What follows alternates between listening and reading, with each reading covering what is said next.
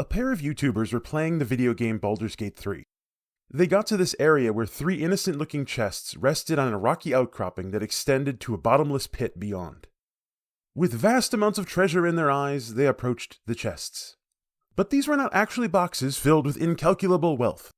No, they were stealthy creatures called mimics. Amorphous beings that take the shape of inanimate objects in order to lure unsuspecting prey into their reach. And a sticky reach at that one. There's a chance that when a character attacks these mimics with a weapon, that the weapon will be wrenched from their grip and remain attached to the mimic. This fact of the mimic's abilities was not known to the pair, especially the one who controlled the melee-focused character wielding a highly prized weapon. On the first attack with this weapon that this guy had been using while cackling with his incredible effectiveness, the mimic's stickiness held fast to the weapon. And when it came to his second attack, the player realized what had happened.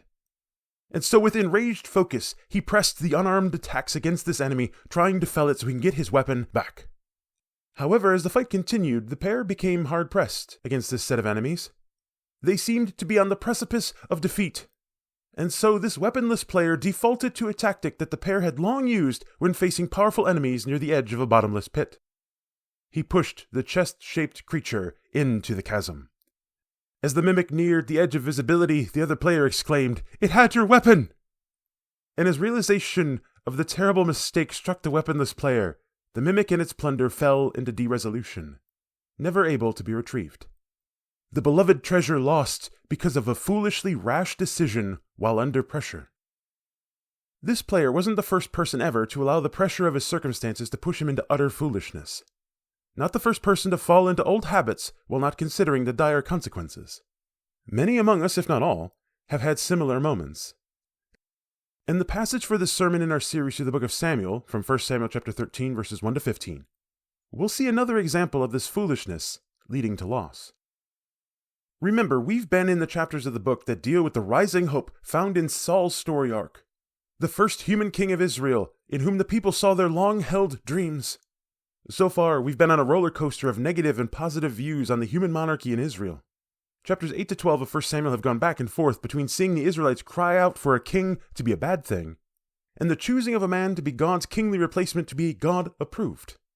Back and forth we've gone, chapter by chapter. And in the few verses previous to the beginning of chapter 13, our text for today, we witnessed another negative perspective on his kingship.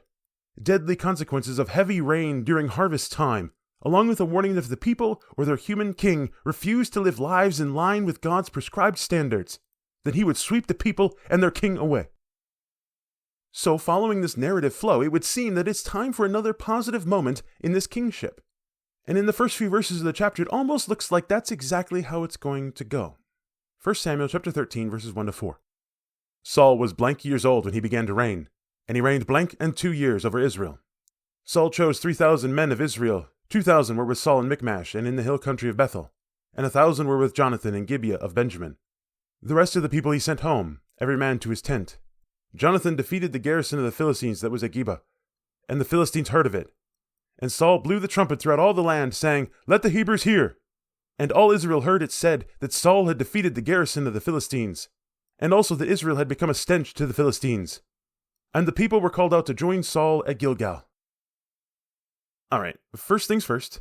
No, I did not mess up verse 1. The missing numbers of Saul's age when he began to reign, and for how many years he reigned, not a big deal. Nor do they have anything to do with the meaning of the passage, or biblical theology in general. But if I didn't mention this one, some might be left wondering why there's blanks here. So we'll go over this quick, and then get back to the actual importance of the passage. In the oldest and most reliable Hebrew manuscripts from which our translations come, there literally are blanks left where those numbers should be. We don't know who Carmen Sandiego'd those numbers, nor why they did it. But what we do know is that this standard of recording the age when a king began his reign and how many years he reigned is used more times in the Bible, specifically for those of David's dynasty. Of importance to note, none of the kings who would reign over the northern kingdom of Israel, after Judah was left to David's dynasty, none of them were given this epitaph. Therefore, the best theory as to why the numbers have been erased to history is because some scribe felt that the honor of this statement should not be given to Saul, a king outside of David's dynasty.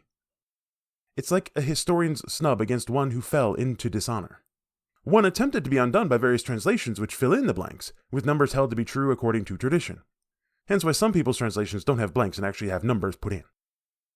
This snubbing of Saul actually kind of fits the events that are about to take place, but it does leave us a speed bump in the narrative effect of raising expectations for this passage to be another positive view of the monarchy, before the author pulls the rug out from underneath the readers. So let's get back to the actual story as intended. In verse 2, we see that Saul had a standing army of 3,000 men. 2/3 of the army remained with the king himself, and the last third fell under the command of Saul's son Jonathan in Gibeah, Saul's hometown. This is the first mention of Jonathan in the Bible, so it's likely that quite a number of years have passed between chapters 12 and 13. Not only has Saul left behind the fields of his own father, but now he's a father of his own son. And not just a son, but an adult son. So again, years have passed. Jonathan's presence leads us on this perspective of a positive turn, because one of the most important things for a king to have is a successor, an adult son to pass on the reins of kingship to. With this promise of an immediate transference of power, the people have no need to fear uncertainty when their king eventually dies. A problem they wouldn't have to have if they hadn't rejected their godly king and tried to replace him with a human one. Not only is Jonathan able to take over for his father when the time should come, he's also a general worth following. 1/3 of the standing army is willing to follow his leadership. On top of that, verse 3 tells us that he's a victorious general, because under his leadership, that 1/3 of the army defeated a garrison of Philistines. There's not even a description of the slaughtering that Jonathan gave to the Philistines at Gibeah.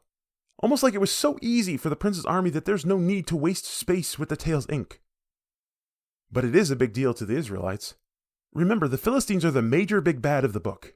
They are the most common representation of the problems of this life found in the book. So Jonathan's easy defeat of them raises shouts of joy, of victory to be celebrated, which is exactly what Saul does as he has the trumpets blast throughout the entire nation. Sure, Saul's morale-boosting propaganda points the victory to his own doing, but this shows us one more important thing about Jonathan. The prince is willing to share his victory with his father. He's humble enough to not hoard the glory for himself. A selfless, conquering general who embodies the salvation and restoration of the God of Israel. Seems like we are on this positive turn, doesn't it? Could it be that hope placed in Saul is not just found in him, but also in his dynasty? Could it be that the failures are over, and hope will remain in the line of Saul? Have the problems of people's lives finally found a resolution, a warding stench that drives the Philistines away? These are the words spoken among the Israelites as they hear the deliverance that came to the hands of the king's dynasty. But there were other words spoken among the Philistines as they heard the same news, words that sought vengeance against the Israelites for this loss. While the Israelites gathered to celebrate, the Philistines gathered to redouble their efforts against the people of God. 1 Samuel chapter 13, verses 5-9. And the Philistines mustered to fight against Israel, 30,000 chariots and 6,000 horsemen and troops like the sand of the seashore in multitude. They came up and encamped at Michmash, to the east of Beth-aven. When the men of Israel saw that they were in trouble, for the people were hard-pressed, the people hid themselves in caves and in holes and in rocks and in tombs and in cisterns, and some Hebrews crossed the fords of the Jordan to the land of Gad and Gilead. Saul was still at Gilgal, and all the people followed him, trembling. He waited 7 days, the time appointed by Samuel. But Samuel did not come to Gilgal, and the people were scattering from him. So Saul said, "Bring the burnt offering here to me and the peace offerings."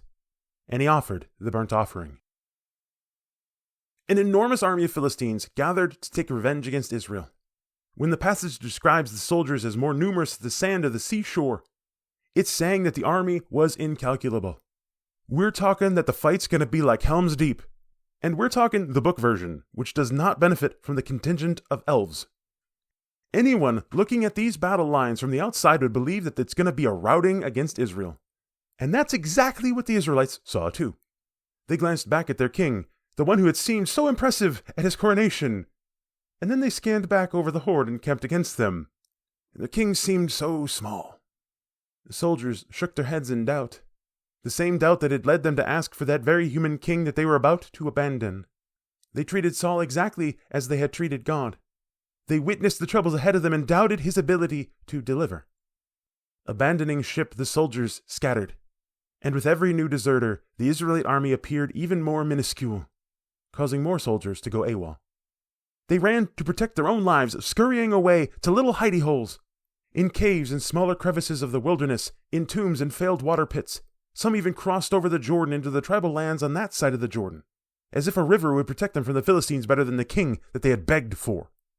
From celebration to a hard-pressed fight, Saul watched his army deflate, both in number and in hope. The rattle of armor came not from their readiness to fight, but from their trembling fear. The circumstances looked dire. He was about to lose. At least he would if the Philistines attacked while he had not yet called upon God. So Saul turned his head to what I want to call the east. He waited for the 7th day, the day that Samuel said he'd arrive. Only as the sun rose on that 7th day, there was no Samuel, no Gandalfian charge with the riders of Rohan, only the death rattle of what little remained of his fearful army, and the pressure of an enemy that only seemed to grow more powerful by the minute. The people looked to him for leadership, for deliverance, for salvation, and he had no idea what to do. The pressure built, and it seemed like God had abandoned him to this inevitable defeat. Drastic measures had to be taken, at least as he saw it, because of this building pressure. The sacrifice for God had to be made before they fought. Only then would God's blessing be on them, as Saul saw it at least. The ceremonies and rituals were what was important, right? What does it matter if I do the right things in the wrong way, he thought. Won't victory come if I do this one thing, even if it's not exactly as God commanded? Surely the circumstances of the day will be taken into account when God judges my actions. We do this too. We justify our actions when the pressure comes. When we feel the pressure of monetary need, we justify a tiny theft or a little lie to the government so that more financial aid might come to us. When we feel the pressure of powerlessness, we justify our inhumane use of other people. Maybe I can help them later when I'm in a better position, we say, fully knowing it's nothing but a lie to make us feel better. When the pressure of our culture's view of sexuality tightens around us, we justify the loophole that we've devised past God's standard of human sexuality. We justify that this action isn't actually sex. Or we justify new definitions of marriage, or we justify that love would actually not call people out on their blatant sins. Or we justify that our current day's understanding of sexuality is better than during those olden days.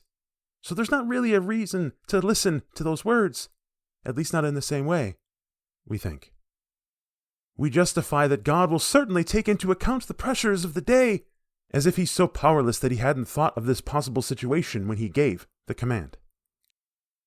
And in our justification, because the pressure has risen against us, we fall back into the old ways of godlessness, to our selfish desires to seek comfort and answers and deliverance the way that we want them. And so we push the mimic into the void, blind to the cost, until it's too late. King Saul called for those with sacrifices to begin without Samuel, both the burnt offering and the peace offerings. And so in one action, the author pulls the rug out from under the reader's expectations of this being a positive view of the human monarchy in Israel, all while Saul hits the failure that causes any hope in his leadership to be lost. The turning point in his story arc, though his tale would continue for the rest of this first half of the book. The beloved treasure of his dynasty lost forever because of a foolishly rash decision while under pressure. 1 Samuel chapter 13, verses 10 to 15. As soon as he had finished offering the burnt offering, behold, Samuel came. And Saul went out to meet him and greet him. Samuel said, "What have you done?" And Saul said, "When I saw that the people were scattering from me, and that you did not come within the days appointed, and that the Philistines had mustered at Michmash, I said, now the Philistines will come down against me at Gilgal, and I have not sought the favor of the Lord. So I forced myself, and offered the burnt offerings." And Samuel said to Saul, "You have done foolishly. You have not kept the command of the Lord your God with which he commanded you.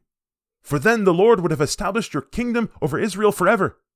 But now your kingdom shall not continue. The Lord has sought out a man after his own heart, and the Lord has commanded him to be prince over his people, because you have not kept what the Lord commanded you." And Samuel arose and went up from Gilgal. The rest of the people went up after Saul to meet the army. They went up from Gilgal to Gibeah of Benjamin, and Saul numbered the people who were present with him, about 600 men. Almost immediately after Saul had made the decision, just when the priest had finished throwing the first sacrifice onto the altar, Samuel came. If only Saul had waited 15 minutes. If only he hadn't allowed the pressure of the situation to push him for a little bit longer. If only he had taken a minute to consider the consequences, then different results would have happened.